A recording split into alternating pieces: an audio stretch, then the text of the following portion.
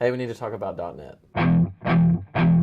Traditionally, developers think Microsoft hates themselves. This is no longer true. .NET is no longer closed source. Everything's been opened up. The entire .NET framework is now available on Codeplex. You can submit pull requests, make changes. The new web API stuff, it's a lot better than it used to be. It's a lot more Rails-centric. There's a lot cleaner code. Another common misconception is that .NET is only for statically typed languages. This is no longer the case. With all the new Iron frameworks like Iron Ruby and Iron Python, you can now use your favorite dynamic language to develop and use the power of the .NET framework. Microsoft can be your friend.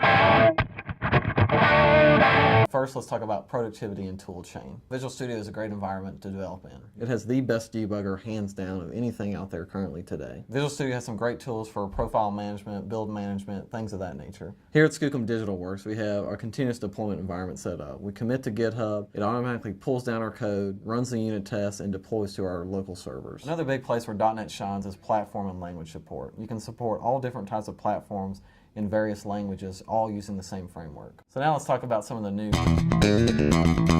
great .NET technologies. The new MVC4 with Web API is an excellent example. MVC4 comes with all the latest JavaScript open source libraries like Modernizer, jQuery, and Knockout. It provides new unit testable clean code examples of a nice REST API. Another new .NET technology that's out there today is SignalR. It's kind of a competitor to Node, but ultimately it's a little bit more immature at this point than Node is.